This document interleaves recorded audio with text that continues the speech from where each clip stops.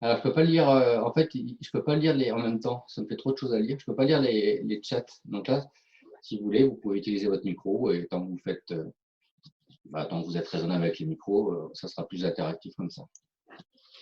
OK? Donc, faire le bilan des forces qui s'exercent sur le système dans le référentiel terrestre. Alors, le système ici, c'est la chaise. Et donc, eh bien, à partir du moment où vous êtes sur Terre, il y a forcément le poids.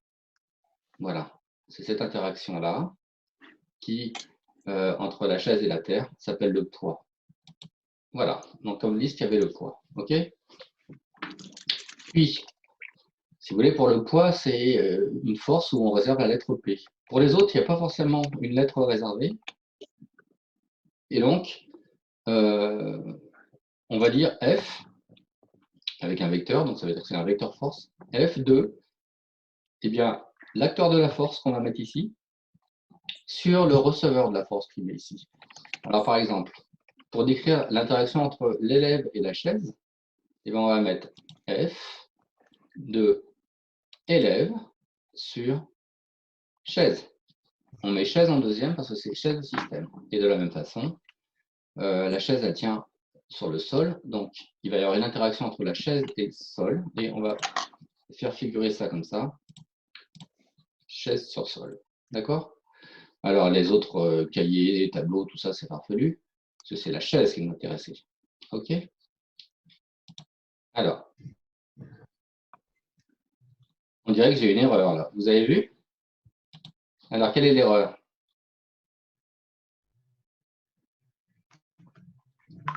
C'est sol, chaise, pas chaise, sol. Voilà, c'est ça. Je m'étais trompé. Vous avez vu? Je m'étais trompé ici. Le système, c'est... Là, je m'étais trompé ici. Le système, c'est la chaise. Donc, voilà, j'ai fait une erreur. C'est bien de faire des erreurs comme ça. Ça permet de voir ce qui est juste et ce qui n'est pas juste. Donc, vous voyez que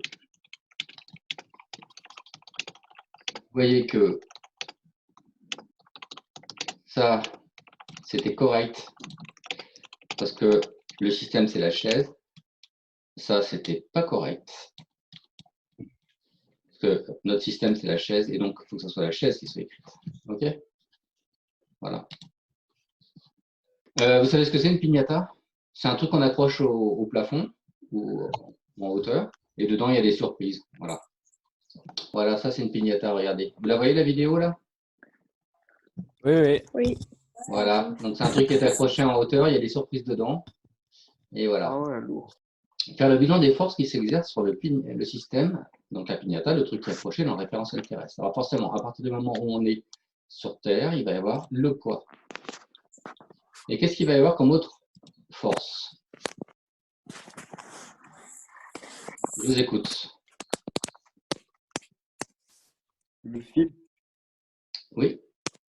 Il va y avoir l'action du fil sur la piñata. Est-ce que c'est tout? Oui. Il y a la gravitation. Non. Voilà. Il y a les mains aussi. Comment? C'est sur la piñata, monsieur? Ah bah ça y est, la piñata, on l'a fini, c'était bon, il y avait que ça. Pourquoi il y avait que ça? Ah bah donc parce que il y a la piñata et il y a le fil aussi. Tout. Voilà, c'est ça. Si je veux faire un dessin de la situation, voilà, je vais faire un petit dessin. Là, on a la piñata. Donc là, sur la petite vidéo que je vous ai montré, c'était un petit bonhomme. Voilà. Eh bien, il y a son poids, on va représenter comme ça.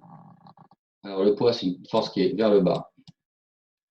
C'est la gravité, monsieur? Oui, c'est lié à la force de gravitation. Donc c'est vers le bas et c'est vertical. Et il y a la force du fil. Parce que s'il n'y avait pas le fil, eh ben, la piñata, elle tomberait. Voilà. Monsieur, comment on sait si c'est le fil ou la piñata en premier dans un vecteur F, fil piñata ou piñata fil? Enfin, c'est Alors, quoi la différence? oui, on met toujours, en fait, on met toujours en dernier le système. Et ça se lie, ça se lie, la force du fil sur la piñata. Si vous voulez, le slash, il se lie sur. D'accord? En faire posé sur une table est attiré par un aimant. Donc le système étudié noté S est soumis à dans le référentiel d'étude. Identifier les forces représentées. 74 de général. Alors, identifier Il y a les la forces. bille, Qu'est-ce qu'il y a comme force? il y a le, Oui, il y a le poids de la bille, monsieur. toujours le poids. Et puis après, on nous a représenté Il y a F1 et F3, qu'est-ce que ça peut être? Ça va être la force de quoi? Il y a F1, c'est la gravité, monsieur. F3, c'est l'aimant. Et F2, c'est la table. Enfin, non. D'accord. Alors pour l'aimant, pour la force exercée C'est par le l'aimant, plafond. on va mettre aimant sur... Table. Et non, c'est quoi le système? Sur bille. Ah, c'est la bille. Voilà, c'est ça. Et puis enfin, la force F2, ça va être quoi finalement? C'est le F2. C'est pas le plafond ou le mur, monsieur. Non, la bille, elle est posée sur une table. Donc c'est la force exercée Bah, c'est par la table sur la table. sur La bille. bille. Alors on vérifie? Ça marche. Ensuite, on nous représente deux forces. Ces forces ont même direction? Bah non. Est-ce qu'elles ont le même sens? Oui. Oui, elles sont en gros vers le bas. Non, pas trop. Ouais, vers le bas. C'est la direction qui n'est pas la L'heure, même. non. Et la valeur? Non, parce Non, qu'il y c'est en pas a une qui est la plus longueur. grande que l'autre. D'accord. Ensuite.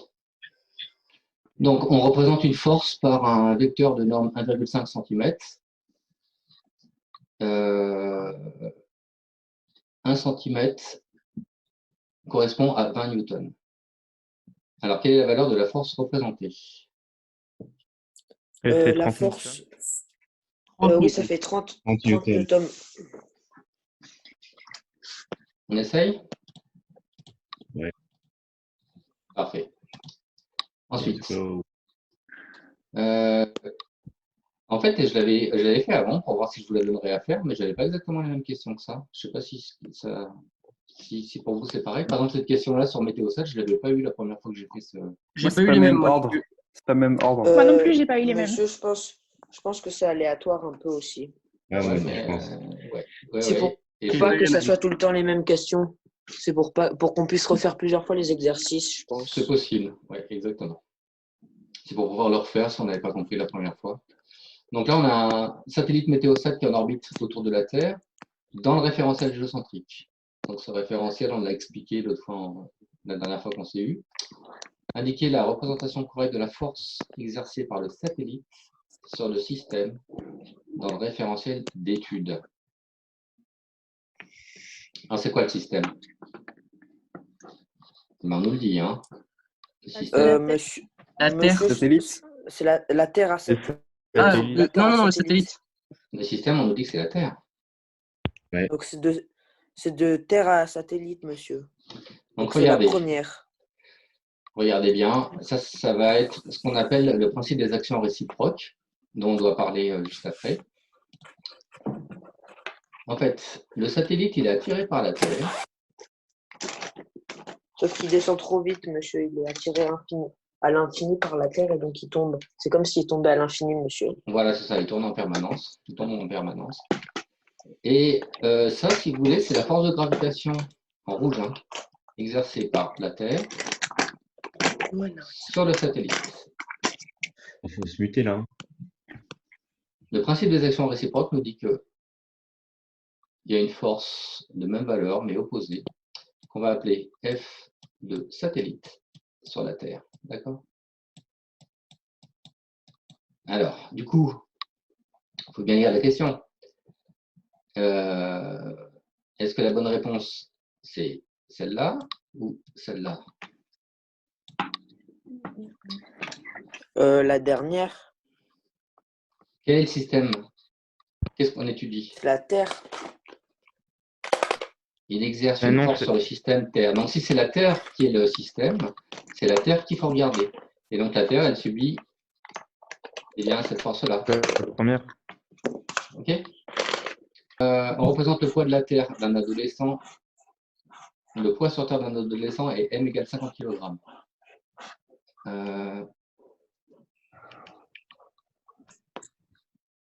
intensité de la pesanteur, G égale 9,8 Newton par kilogramme.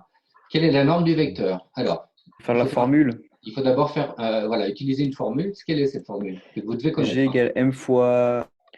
P égale M fois G. Ah, non, c'est P qui est égal à M. Ah oui, P, M fois G. Oui. M fois N. Voilà, ça, cette formule-là, vous l'avez vu au collège, il faut la connaître. Donc, P est égal à M fois G. Donc, si M est égal à 50 kg, alors vous voyez, j'avais 50 préparé. fois 9 par 8. Il va falloir faire 50. Quoi. J'ai Ça fait à peu près 490 combien? newtons. Oui, c'est ça, ça fait à peu près 490, monsieur. Ça fait 490, on est d'accord. On va regarder. Donc, 490. Du coup, C'était pas la question qu'on me posait. Là, on a 490 newtons. C'est une première partie de la réponse, si vous voulez. Voilà. Et donc, ça va faire 4,9 cm parce qu'on va diviser par 100 par rapport à l'échelle. On est d'accord? ouais. Oui. Ok, très bien. Souris, 4,9. Olivier. Ensuite, alors, ça c'est ça. Alors ici, indiquer la représentation correcte des forces d'interaction gravitationnelle qui s'exercent entre A et B lorsque la distance D est divisée par 2. Alors là, petit rappel, pareil, d'une formule que vous avez vue au collège, alors peut-être pas tous, mais que je vais rappeler. La force qui s'exerce entre B et A, d'après le principe qu'on vient de voir tout à l'heure, qu'on va rappeler en cours, eh bien, F de B sur A est égal à F de A sur B. Est-ce qu'il y en a qui se rappellent de la formule? Quelqu'un peut me la dire alors? C'est grand G, constante de gravitation universelle. C'est M1 fois M2 sur D2. Non, je crois que Fois, et effectivement, le produit des deux masses. Alors ici, c'est MA, MB. Hein, je vais garder les notations. distance au carré, je sais pas. Et c'est Oui. divisé par distance au carré, je crois. C'est Ah, voilà, divisé ça. par la distance au carré. Alors là, la distance est B. Donc, c'est là. Et alors, pourquoi j'ai rappelé ça? Parce que c'est nécessaire pour répondre à cette question. Mm. Qu'est-ce qui se passe? Qu'est-ce qui se passe? Oui, il faudra la connaître cette année. Qu'est-ce qui se passe si D est divisé par 2? Qu'est-ce que ça fait pour F? Vous avez une petite idée ou pas? C'est pas facile, hein? F c'est B divisé par 2 sur A divisé par 2. Du coup, ils ont... Ouais, mais du coup, ça va faire une force qui va être plus grande ou plus petite si on diminue la distance par 2 entre les deux. Il va être plus petit. Regardez la formule. Là. Non, elle va être plus grande. Elle va Oui, être plus grande. Voilà, comme D est au dénominateur, eh bien, si vous diminuez la distance, la force, elle va être plus grande. OK? Et elle va être plus grande, pas x2, elle va être plus grande x4 à cause du carré qu'elle a. Donc, bah pour l'instant, ça colle. Hein. On a bien ici une force qui est assez petite et là une force qui a l'air 4 fois plus grande. Mais les trois réponses proposées, eh bien, donnent la même grandeur. Donc, c'est du côté droite qu'il faut regarder. Pourquoi c'est la B? Pourquoi c'est celle-là la bonne réponse? Ben, parce que quand il y a une force qui est exercée dans un sens, il y a toujours la même valeur qui est exercée dans l'autre sens. Et oui, c'est ça. C'est-à-dire que là, si j'avais voulu compléter ce schéma, c'est ce qu'on appelle le principe des actions réciproques. Si là, vous avez F de B sur A qui est comme ça, eh ben, je peux prévoir que j'aurai une force... attendez, je vais dessiner. Si je voulais compléter ce schéma, eh bien, je pourrais dire que j'ai une force qui va être de même intensité, même valeur en newton, mais de sens opposé. Et elle s'appellerait F de A sur B, parce que c'est B qui la reçoit, cette force. OK? Alors, on va quand même valider. C'est bon? Ensuite,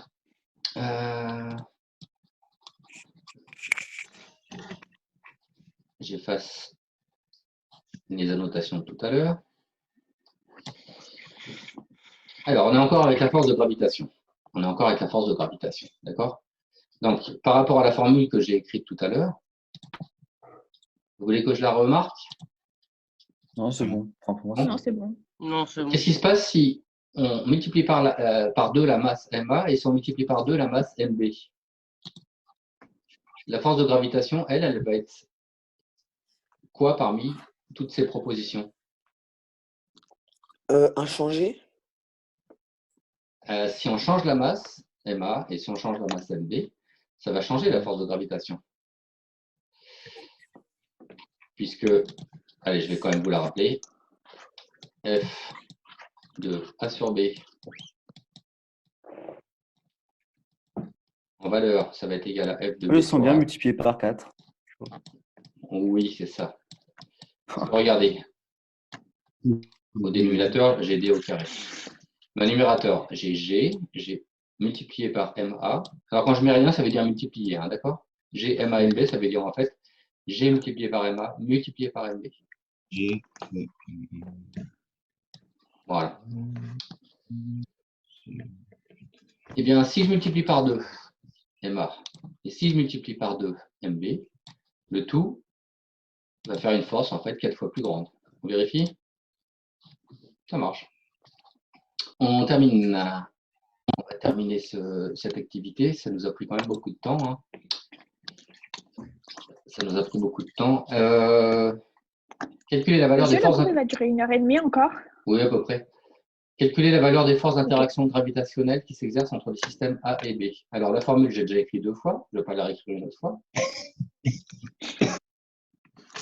Il suffit de faire 6,67 10 puissance moins 11, multiplié par la masse MA, c'est 3, multiplié par la masse MB, c'est 4, divisé par la distance au carré. Mais là, la distance, c'est 1 mètre. Donc, 1 mètre au carré, ça va redonner 1, donc ça divise par 1. Moi, je trouve 8 fois 10 puissance moins 10. Je viens de le faire sur ma calculatrice. Donc, ça fait 8 multiplié par 10 puissance moins 10. Ah, ça aussi, c'est une erreur intéressante. Qu'est-ce qu'il me met là, en fait, comme type d'erreur? 8,0. 8,0. Ouais, c'est 8,0. Alors, il ne l'a pas compté comme une réponse juste, ni comme une réponse fausse, mais il m'a mis un petit avertissement, comme quoi je n'avais pas respecté le nombre de chiffres significatifs. Et effectivement, sur ma calculatrice, j'avais bien 8 qui était affiché. Mais si on veut respecter le nombre de chiffres significatifs, eh ben, quand on écrit 1,0 en physique, c'est 2 chiffres significatifs. 4,0, c'est 2 chiffres significatifs. Et 3,0, c'est 2 chiffres significatifs. Donc, même si sur ma calculatrice, en plus des bêtises, ça ne tombait pas pile, sur ma calculatrice, j'avais 8,004. Mais vous voyez, écrire 8 seulement, Mais ça sert à quoi de mettre virgule 0? ça montre qu'on a une précision sur ce chiffre-là. C'est-à-dire que si j'écrivais que 8 fois 10 moins 10, en fait, sur la calculatrice, j'avais écrit 8,004. Oui.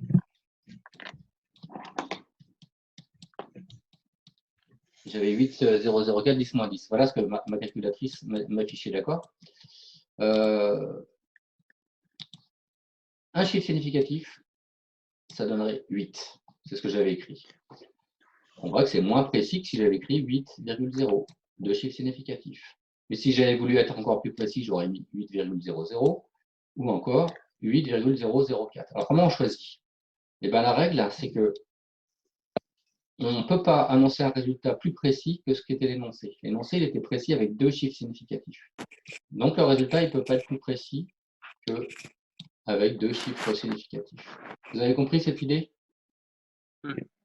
J'en ai parlé un peu cette année, j'en ai pas parlé beaucoup, parce qu'on commence à insister avec les chiffres significatifs, surtout C'est une habitude. en première, en fait. Mais en seconde, on peut commencer à en parler. D'accord? Donc, l'exercice numéro 10, c'était donc celui-ci.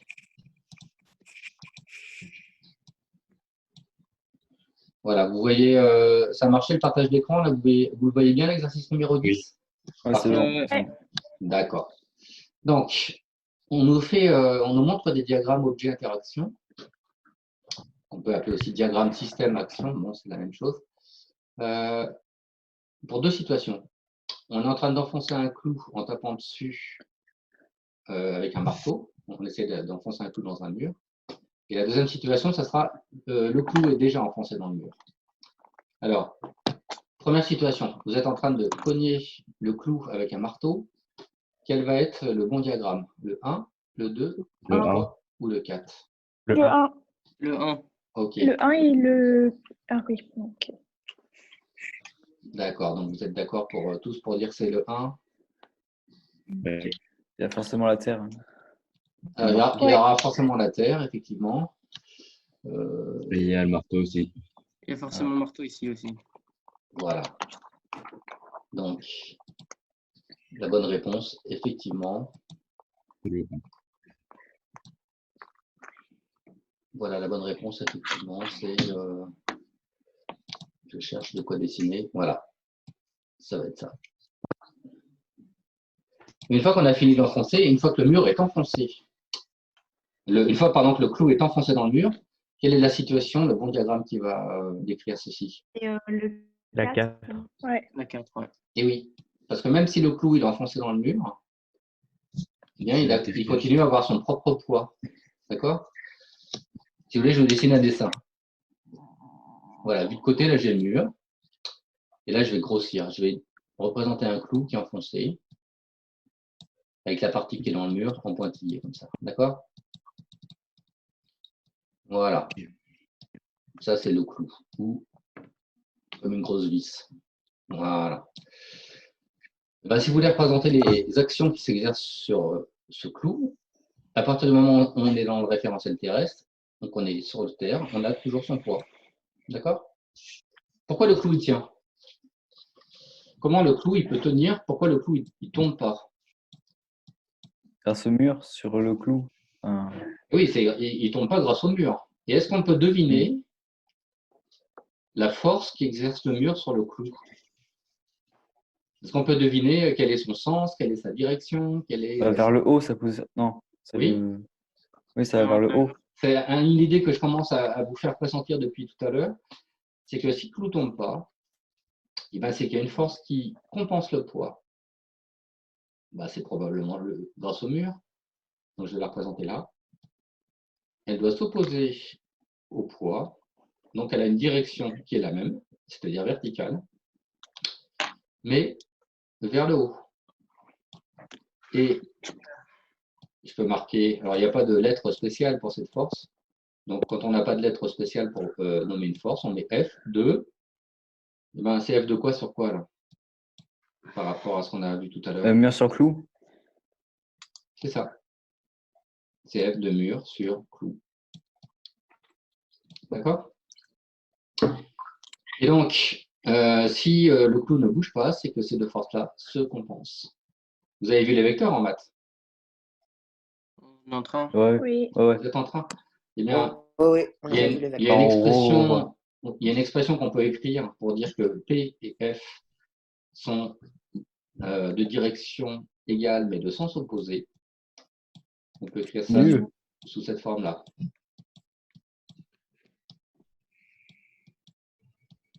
Et là, quand je parle de F, c'est F de... Je ne vais pas l'écrire parce que j'écris assez mal avec le poinçon. Ah oui, moins, ouais. D'accord?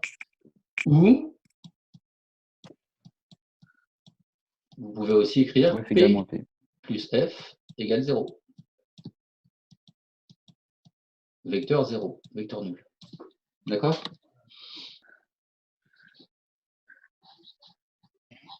Je reprends, excusez-moi. Voilà. Ensuite, on avait un exercice qui était l'exercice 11. Donc, la cabine d'un ascenseur est tirée par un câble vertical exerçant une force de valeur 14 kN. On nous dit que le poids de la cabine vaut 12 kN. Donc, kilo, c'est 10 puissance 3. Hein. Alors, donnez les caractéristiques des forces qui s'exercent sur la cabine dans le référentiel terrestre. Alors, est-ce que quelqu'un veut bien me donner les réponses? Oui. Allez, vas-y. Qui? Bah, Jade, si tu veux, vas-y. Ok. Moi, j'ai mis qu'il y avait la force 1, donc c'est le câble. qui s'exerce sur la cabine. Voilà. Donc, ces caractéristiques, c'est alors le sens, c'est vertical. Ensuite, c'est vers le haut. Alors, voilà, le Et, sens, c'est vers le haut et vertical, c'est pour décrire en fait la direction. D'accord? Et il y a un truc qui est, je ne sais pas comment on dit, mais La valeur? c'est 14 newtons. Puisque Les valeurs. On va dire sa valeur. c'est 14 kilonewtons. Voilà. Voilà. Et la caractéristique du Et- poids, c'est quoi alors? Les caractéristiques du poids, c'est quoi? C'est bas pour le sens. Oui. La direction, c'est vertical. Et les valeurs, c'est 12 kilonewtons. D'accord. Alors, on demandait de le représenter en choisissant une échelle adaptée. Alors, l'échelle, ça pourrait être, par exemple, on a 14 kilonewtons à représenter et 12 1 kilonewtons. centimètre à 10 kilonewtons. Oui, oui, ça va faire des 1 vecteurs. cm de kilonewton. Voilà, oui, on fait ce qu'on veut en fait. Peu importe l'échelle que vous choisissez, en fait, il faut respecter que P va être plus grand que F. Donc finalement, P va être plus grand que F et donc on va avoir, si je représente ça comme ça, un vecteur poids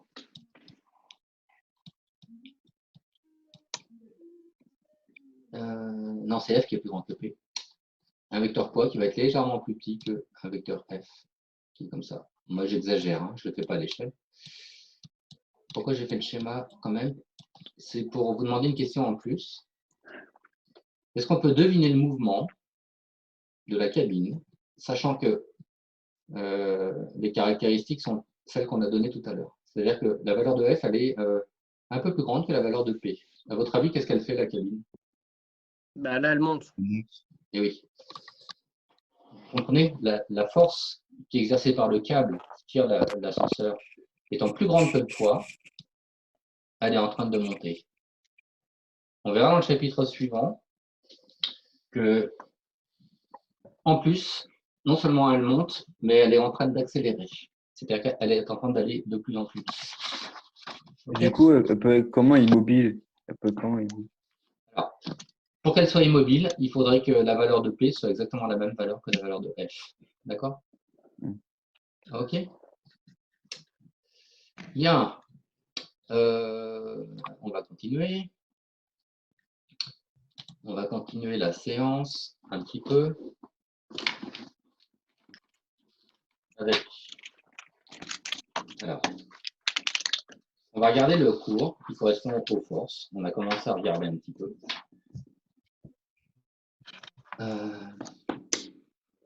On avait commencé à regarder un petit peu ce cours qui vient du livre. Donc, je ne vais pas revenir sur ce diagramme système action, puisqu'on l'a déjà vu et on l'a vu aussi en application dans des exercices. La représentation d'une action mécanique par une force, par un vecteur force, bon, on l'a vu aussi.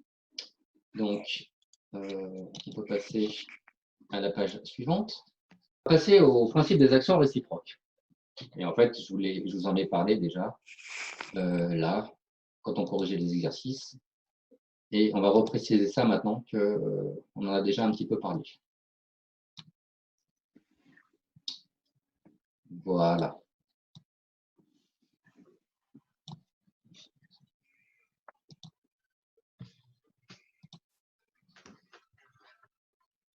Alors, vous y êtes? Oui. Regardez les conditions d'application de ce principe, le principe des actions réciproques. Il a été énoncé par Newton. Newton, il a énoncé 3 principes en tout. Et ça, c'est en fait le principe des actions réciproques. On l'appelle aussi la 3e loi de Newton.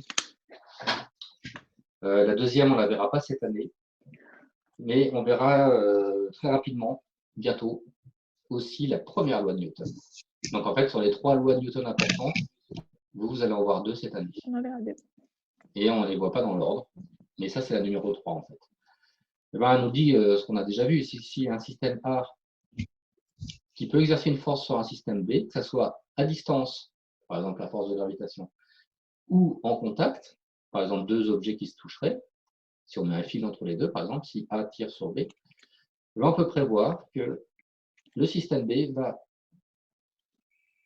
exercer une force qui a la même direction, mais un sens opposé. Donc, si on récapitule ça ici, voilà, si on récapitule ça ici,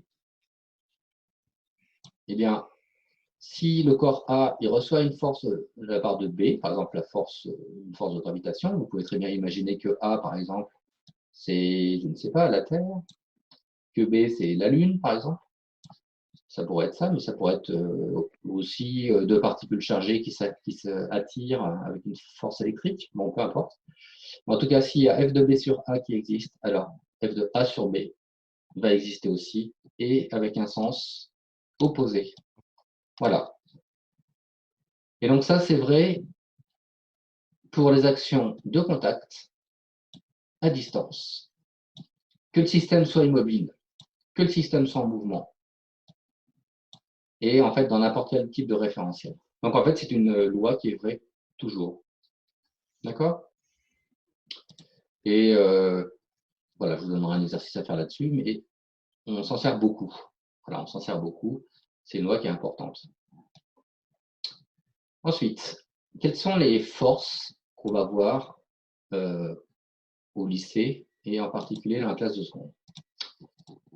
Eh bien, déjà, on va revoir les forces que vous avez vues au collège. Donc, ceux qui ne l'ont pas vu au collège, c'est pas grave, je vous ai dit, on va de toute façon les reprendre. D'abord, il y a la force de gravitation, vous êtes vite adaptés. Hein. Ceux qui ne l'avaient pas vu au collège, ben, rien qu'aujourd'hui, je l'ai déjà écrit 3 ou 4 fois. Vous avez la force de gravitation qui s'exerce entre deux objets, et c'est une force à distance, et dont la valeur est donnée par cette formule. Est-ce que vous savez qui a trouvé cette formule de gravitation? Einstein? C'est pas Non. Einstein, monsieur, avec... Non. Ah non, c'est Newton. Eh bien oui. C'est Newton aussi. Alors, pour cette loi sur la gravitation, si vous voulez, on ne parle pas de première, deuxième, troisième ou quatrième loi, mais c'est l'expression de la force de gravitation universelle. Eh ben, c'est aussi Newton, effectivement, qui l'a trouvé. Donc, Newton, en fait, il a trouvé beaucoup de choses lors de son existence. Et il est fort. Hein. Très fort. Voilà, c'est un des génie. C'est un des fondateurs de la physique. Un peu comme moi, quoi. Alors, donc là, vous avez un exemple de calcul, mais moi, je vous donnerai des exercices où il faudra l'appliquer, cette force de gravitation. On l'a vu un petit peu aujourd'hui rapidement. Le poids, bien sûr. Bon, ça, je crois que tout le monde l'a vu au collège. On l'a aussi utilisé lors de nos exemples. P est égal à M fois G. Avec P en newton, puisque c'est une force. M en kilogrammes, attention. L'unité de la masse, en physique, c'est bien le kilogramme, c'est pas le gramme. Et G, alors G, c'est l'intensité de la pesanteur. Et en fait, ça dépend de où on est. Ça dépend de la planète, surtout où on est. Donc pour la Terre, c'est 9,81 newtons par kilogramme.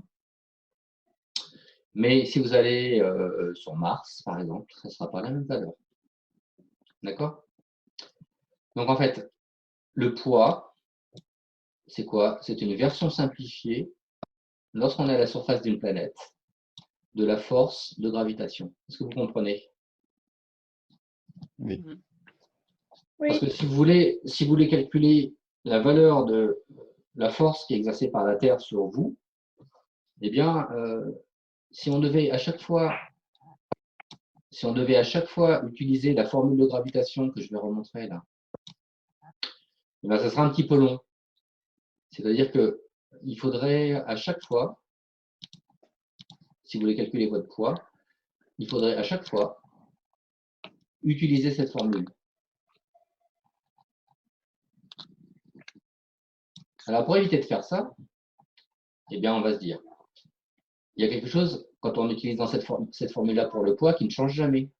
Eh bien, la distance, c'est la distance entre le centre de la Terre et le rayon de la Terre.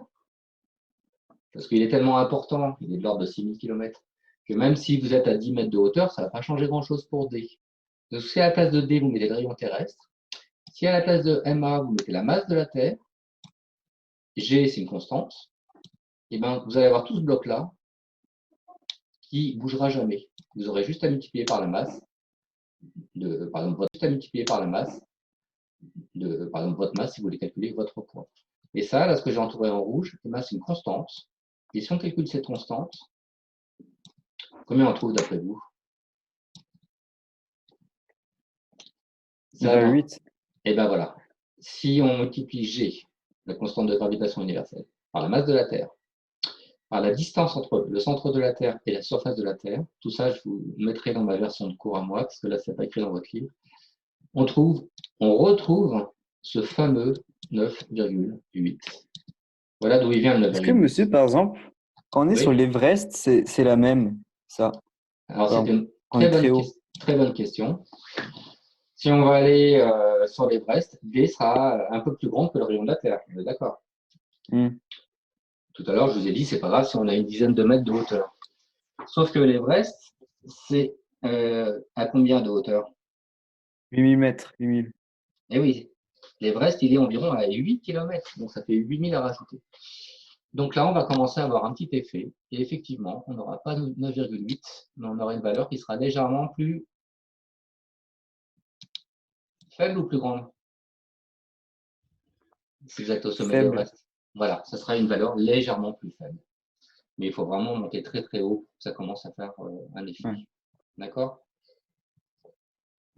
Ensuite, on a quelques exemples qu'on a vus lors des exercices. Force exercée par un support, ou encore force exercée par un fil. Eh bien, quand on n'a pas une force particulière, eh bien, on va garder